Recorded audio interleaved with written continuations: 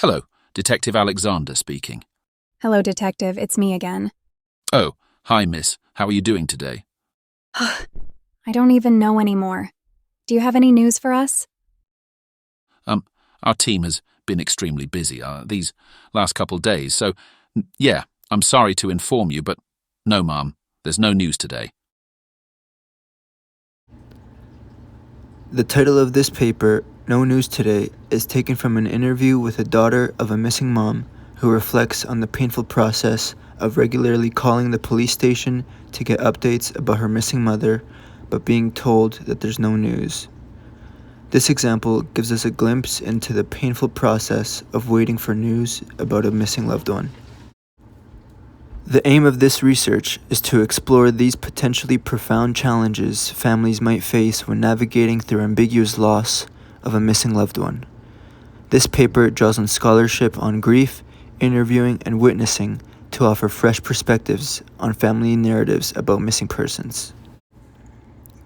Grief. The introduction talks on concepts from grief scholarship to understand how families of missing people cope with their ambiguous loss. It specifically references the work of Pauline Boss, who has extensively written about ambiguous loss, a type of loss where there is no closure, leading to prolonged and unresolved grief. It also draws on the idea of durable biographies from grief scholarship. This concept suggests that families can integrate the memory of the absent into their ongoing lives through continued conversation and narrative construction. This process helps in maintaining a connection with the missing person, providing a sense of continuity and presence. Witnessing. The concept of witnessing is explored in two distinct ways in this paper. First, it refers to the formal reporting by families to the police, which involves providing official statements and information about the missing person. Second, it encompasses the more informal and ongoing family witness talks, which, although less frequently documented, can contain crucial insights about the missing individual. The paper places a particular emphasis on the second type of witnessing, highlighting how families often feel that their personal insights and emotional narratives about their loved ones are overlooked or undervalued, creating tensions between families and police relations. Interviews. In the search for missing relatives, families engage in multiple conversations with the police about the missing person's spatial preferences, characteristics, and routines. It is noted that witness interviews are multifaceted, involving telling, listening, writing, formulating, and analyzing to extract and communicate both emotional and factual information. Positive aspects of these interviews include the police's ability to jog memories and generate ideas. However, families sometimes struggle to make officers understand the unique characteristics of the missing person. This issue was particularly evident in follow-up communications, where the focus shifted away from the character of the missing person. Families felt their detailed accounts were dismissed as typical spatial behaviors, contributing to ambiguous loss and emotional distress as their cases became just another entry into police systems. Dad was interviewed a few times. He must have been interviewed about 16, 17 times by them. We got interviewed by uniformed police, but then we had quite an in-depth conversation with the CID later on in the process, so it does start to get a wee bit muddy as to what I was asked. When? So I was kind of putting the story of how well I know him and where I think this radius may be, and that he wouldn't be able to do very steep paths, they would be low paths, and they were kind of like, well, you know nothing. So there was a bit of he's left me, rather than he's missing, and to this date they class him as a missing person who's left me, rather than a missing person who's disappeared with the intention of suicide. The police officer actually said, he's an adult, he's a male, and as an adult male it's his civil liberty to go missing.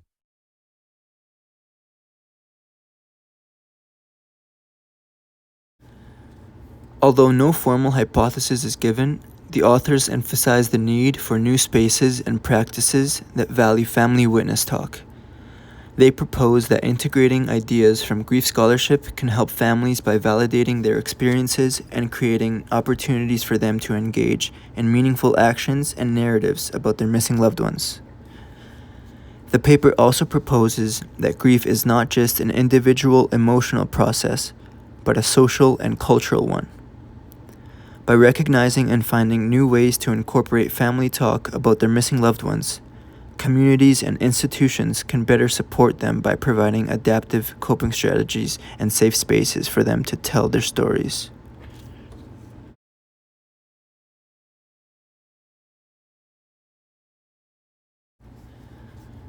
The study looks at 25 interviews from families recruited for interviews through 2 UK police forces and the charity Missing People. The sample excluded those under 18, suspected abductions, and cases where an invitation could cause distress. Recruitment included sending standardized letters and consent forms with low initial responses, leading to diversified strategies such as charity support days and website adverts. Interviews lasted 1.5 to 2.5 hours, were recorded and transcribed, and covered a range of topics. The paper uses examples from the experiences and aims to explore how talking more and in different spaces can be beneficial for families and how it may facilitate the crucial, yet often overlooked insights and knowledge that families provide about their missing loved ones. Why focus on case studies? The thing about case studies is that they are specific, and since every person is unique and carries different experiences, what might be useful in one case may not be useful in another. This is the utility of experimental studies that aim to add to the science of a subject. Experimental and qualitative studies therefore call for the abstraction and removal of individual instances to be able to generalize. On the other hand, the trade-off with qualitative studies that aim to remove noise and generalize is that these models can overgeneralize and lose the individual experiences brought on by each case. This does not mean that the findings and information gathered from qualitative studies should not be used. However, it does call for the ability to be able to understand findings and generalizations within each individual context. This is why the focus will be specifically on applying our general knowledge about psychology and missing persons with 2 case studies that examine the language, or lack thereof, of the experiences families face when navigating through the process of having someone close go missing.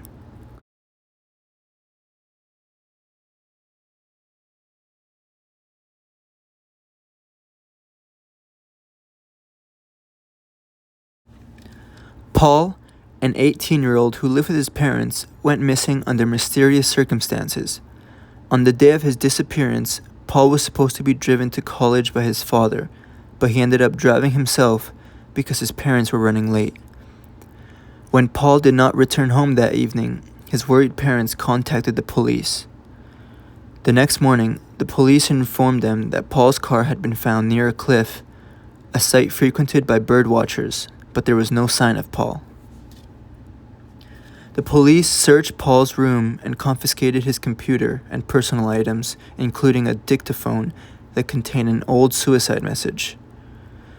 Despite the family's insistence that the recording was several years old and no longer relevant to Paul's current state of mind, the police quickly formed the conclusion that Paul had committed suicide. The police undertook a series of investigative steps such as analyzing Paul's computer and the voice on the dictaphone, interviewing locals, and conducting a physical search of the cliff area. Despite these efforts, the family felt the police were fixated on the suicide narrative and disregarded other possibilities. They believed that Paul might have been exploring an underground bunker near the cliffs, a theory supported by Paul's recent web search history. Frustrated by the police's lack of consideration for their insights, Paul's family conducted their own search. They re-examined the car park and cliff area, consulted RAF maps, and sought advice from fire and rescue operatives. They even created a film reconstructing Paul's likely car route. Despite their efforts, the police did not conduct a thorough search of the bunker, which the family believed held crucial evidence.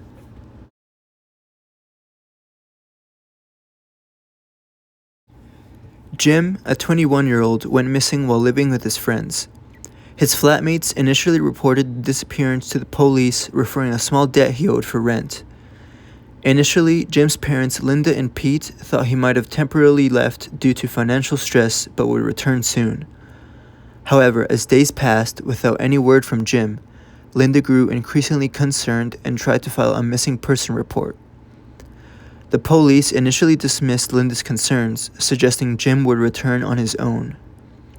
They argued that Jim was a competent adult and his absence didn't warrant immediate investigation.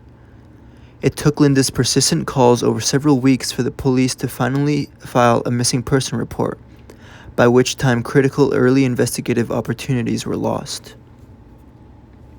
When the investigation began, the police interviewed Jim's family and friends and explored leads, such as Jim's interest in traveling to European destinations.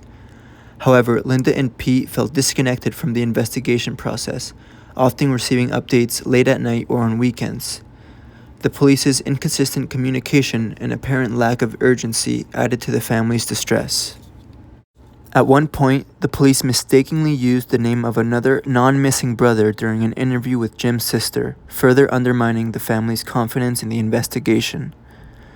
After a year, the police closed Jim's case, stating he was likely living somewhere voluntarily. This decision, made without consulting the family, left them feeling abandoned and in limbo. Linda and Pete described Jim as caring, reliable son who called his mother every Wednesday without fail. His consistent communication patterns made his sudden disappearance particularly alarming. Despite the police's assumptions, Linda and Pete were convinced Jim's disappearance was out of character and warranted more thorough investigation.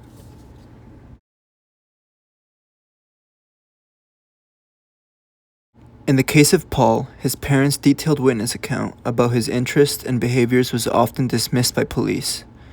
Despite their insistence that Paul was more likely exploring an underground bunker rather than committing suicide, the police focused on a suicide narrative based on an old recording. This dismissive attitude reflects a broader issue highlighted in the paper. Families' insights are often undervalued. The police's reliance on generalized profiles rather than specific, detailed family narratives demonstrates the struggles families face in making their voices heard.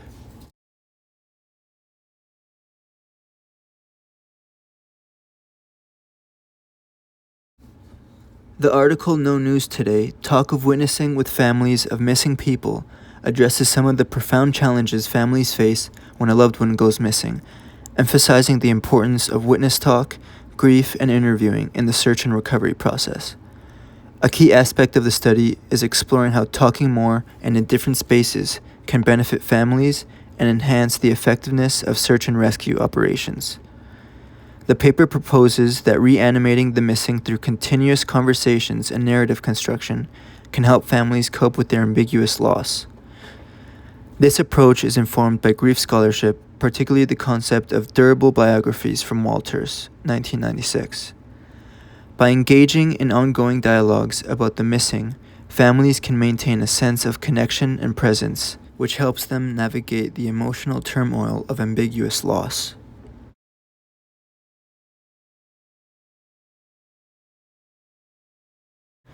Workshops with families focus on allowing families to share their stories in a supportive environment.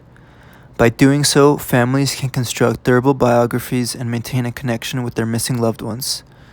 The workshops provide a safe space for families to express their emotions and experiences, which can help in coping with their loss. The paper emphasizes how grief is a social and cultural project and suggests creating projects that allow families to come together and celebrate the lives of their missing loved ones. These projects can include storytelling, photography, and film, and provide families with a platform to share their narratives and keep the memory of the missing alive. The paper also highlights the importance of educating police officers about the value of family witness talk, and so perhaps by allowing officers to join workshops and training officers to listen and incorporate family insights into their search strategies, police and families can improve relations and improve their understanding of the missing person's behavior and preferences, leading to more effective searches. Although we didn't specifically talk about the family impact of a missing loved one in class, the paper is particularly relevant to topics on lost person behavior and mental health of survivors. Findings such as those gathered in the paper by Cornell et al. About the general characteristics of travel, and papers such as the ones by Amadowicz et al. About the lost person behavior profilings that looked at how age and sex can be utilized for profilings, should be utilized in conjunction with the witness talk of families where crucial information about the uniqueness of the individual can be shared and integrated into the search process.